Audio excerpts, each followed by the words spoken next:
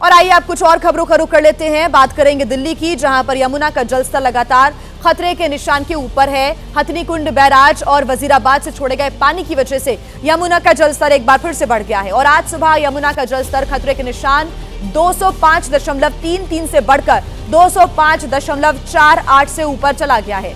पहाड़ों पर हो रही बारिश और पड़ोसी राज्यों की तरफ से छोड़े गए पानी के कारण यमुना का ये जलस्तर बढ़ रहा है। दिल्ली सरकार की तरफ से फिलहाल सुरक्षा के तमाम अहम कदम उठाए जा रहे हैं। यमुना किनारे बसे हुए लोगों को राहत शिविरों में रखा गया है।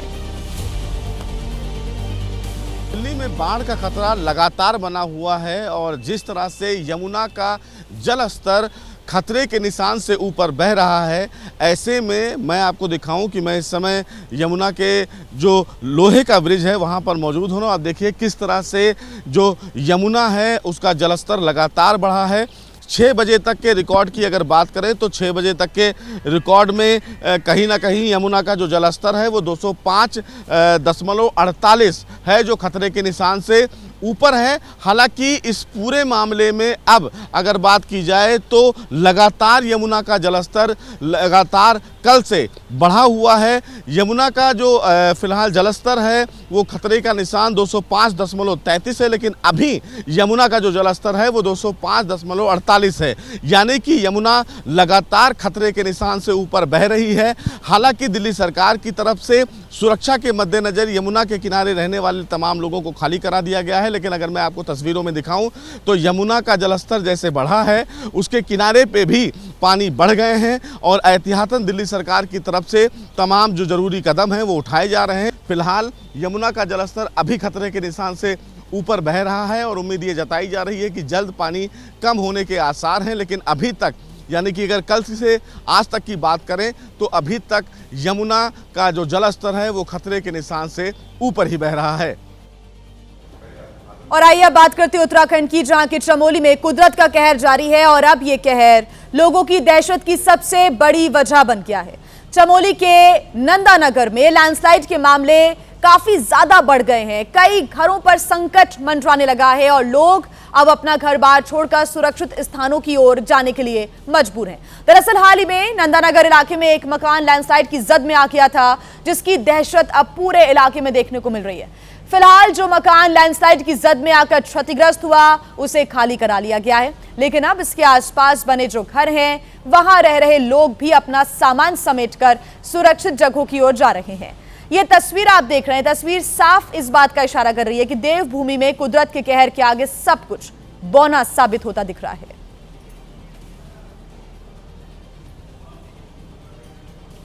और वहीं देखिए चमोली में भारी बारिश का दौर लगातार जारी है। देर रात हुई भारी बारिश की वजह से नीति घाटी में मलारी राष्ट्रीय राजमार्ग पर तमक नाला पुल बह गया। ये पुल सुरथोटा के पास बीआरओ ने बनाया था और इस पुल के बह जाने की वजह से भारत चाइना सीमा की ओर जाने वाला रास्ता बंद हो गया है।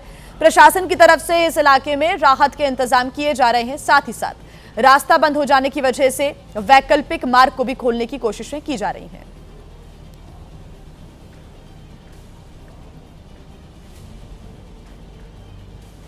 और वहीं जम्मू कश्मीर के रामबन जिले में बादल फटने के बाद मची तबाही की गवाही वहां की तस्वीरें दे रही हैं। राजगढ़ इलाके में हुए लैंडस्लाइड की वजह से पूरा इलाका मलबे के नीचे दब गया है और तमाम रेस्क्यू टीम्स मौके पर मौजूद हैं। लोगों के राहत और बचाव कार्य में लगातार टीम्स जुटी हुई हैं। तस्वीरों में भी आप देख सकते हैं कैसे मलबे की वजह से पूरे इलाके में लगातार दहशत भी है और पूरा इलाका इस वक्त मलबे से घिरा हुआ नजर आ रहा है।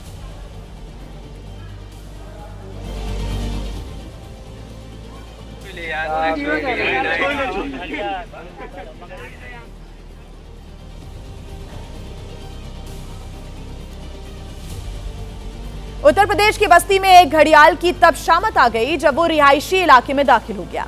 इसके बाद तो ग्रामीणों ने न सिर्फ इस घड़ियाल को पकड़ लिया बल्कि इसके साथ वो खिलौने की तरह खेलते हुए नजर आ रहे थे। पूरा मामला दरअसल कलवारी रामपुर तटबंध के पास का है, जहां पर सरयू नदी से भटककर एक 9 फीट का घड़ियाल गांव के अंदर घुस आया था। उसको देखते ही ग्रामीण हरकत में आ गए, इसका मुंह बांध दिया गया और फिर काफी देर तक गांव में इस घड़ियाल के साथ वो खिलौने की तरह खेलते रहे। कभी इसे कंधे पर उठाकर लोग मस्ती करते नजर आए तो कभी इसे बांधकर तालाब के बीच में छोड़ दिया। काफी देर तक मस्ती करने के बाद ग्रामीणों ने इसे फिर से सरयू नदी के पानी में ही छोड़ दिया। मिनी मुंबई कहे जाने वाले इंदौर में सैलाबी मार लगातार जारी है, जिसकी वजह से लोग त्राहिमाम कर रहे हैं। कुछ ही घंटे की बारिश की वजह से शहर की ऐसी हालत हो गई है कि गली मोहल्ले यहां तक कि घर के बेडरूम तक बारिश का पानी पहुंच चुका है। और घर के बेडरूम में तैरता ये बेड इसका जीता जागता उदाहरण है। सोचिए ये घर के अंदर का हाल है जहां बेड तैर रहा है और घर वालों के सामने बेबस होकर इसे देखने के सिवाय कोई चारा नहीं है। अब जरा घर के बाहर की गलियों का नजारा देख लीजिए। पानी के बहाव में भारी भरकम कार हिचकोले खाते नजर आ रही है, जो चंद सेकंड में ऐसे बह जाती है जैसे मानो कोई खिलौना हो। कार के पीछे लकड़ी का बेड भी बह जाता है जो किसी के घर में रखा था, लेकिन पानी इसे बहाकर सड़क पर ले आया। तस्वीरों में देख सकते हैं कि गलियों में खड़ी तमाम कार डूब गई हैं। पार्किंग में तो और बुरा हाल है। ये 1.5 घंटे की बारिश के बाद उस इंदौर का हाल है जिसकी सफाई के चर्चे पूरे देश में होते हैं, लेकिन सड़कें और बहता हुआ पानी बता रहा है कि ये शहर कितना साफ है, क्योंकि जिस गली में नजर जाएगी आपको झील ही नजर आएगी। शहर के तमाम नाले उफान पर आ गए हैं। बारिश ने गाड़ियों की ऐसी रफ्तार रोकी कि 1 इंच आगे बढ़ पाना मुश्किल हो गया है। हालांकि जैसे ही बारिश रुकी, नगर निगम की टीम पानी निकालने में जुट गई।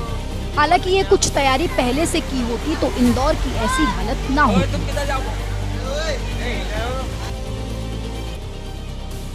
आवारा कुत्तों पर पूरे देश में जंग छिड़ी हुई है। ऐसी कोई गली नहीं है जहां पर आवारा कुत्तों के समर्थक या फिर विरोधी ना हो, लेकिन इन चर्चाओं के बीच कुत्तों का अटैक जारी है। भोपाल से कुत्ते के काटने का एक डरावना वीडियो सामने आया। छोटा सा बच्चा घर के बाहर निकला और उस पर ऐसे अटैक हो गया। बच्चा खुद को बचाता तब तक खूंखार कुत्ता उस पर टूट पड़ा। बच्चा चिल्लाया, लेकिन बेखौफ कुत्ते नहीं रुके। पहले एक कुत्ता आया, फिर पीछे पीछे दूसरा भी आ गया। कुत्ते ने मासूम के पैरों को नोच डाला। बच्चे के रोने की आवाज सुन गार्ड दौड़ कर आए, तब जाकर कुत्तों के चंगुल से बच्चा निकल सका।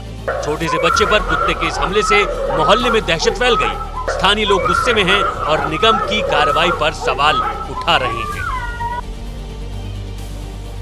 वहीं भोपाल के बाग मुगलिया इलाके में मौजूद कटारा हिल्स में जिस तरह से आवारा कुत्तों ने बच्चे को काटकर घायल कर दिया, उसके बाद अब नगर निगम की नींद खुली है और उसने आवारा कुत्तों को पकड़ना शुरू कर दिया। इसके लिए बाकायदा नगर निगम की टीम भी इलाके में पहुंची और आवारा कुत्तों को पकड़ने का प्रयास किया गया। पिंजरे में इन स्ट्रे डॉग्स को डाला गया। तो वहीं कुछ लोगों पर आरोप यह है कि डॉग लवर्स भी हैं यहाँ पर कुछ, जो नगर निगम के काम में बाधा डाल रहे हैं।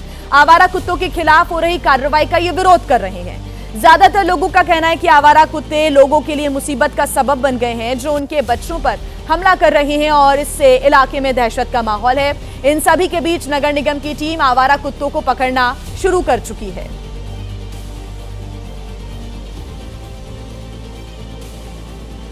वहीं उत्तराखंड के रुद्रप्रयाग जिले में भारी बारिश कहर बनकर लोगों पर टूट रही है, जहां पर बारिश की वजह से लगातार लैंडस्लाइड के मामले सामने आ रहे हैं और उससे लोगों की मुश्किलों में इजाफा हो रहा है। ताजा मामला केदारनाथ हाईवे पर सामने आया, जहां पर लैंडस्लाइड के बाद हड़कंप मच गया। लैंडस्लाइड का यह मामला कालीमठ घाटी में सामने आया है, जहां पर चिलौंड इलाके में एक गौशाला लैंडस्लाइड की वजह से तबाह हो गई। ये तस्वीरें आप देख रहे हैं रुद्रप्रयाग की। बांसवाड़ा के काकड़ा गांव का रास्ता बंद हो गया है। बारिश अभी भी रुक रुक कर जारी है, जिससे लैंडस्लाइड का खतरा बना हुआ है। इलाके के लोग इससे खौफजदा दिख रहे हैं।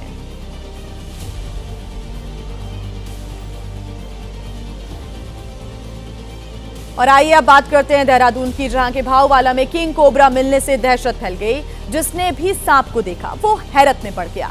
आनन फानन में फॉरेस्ट की टीम को बुलाया गया, लेकिन काफी मशक्कत के बाद भी इस जहरीले सांप पर काबू नहीं पाया जा सका।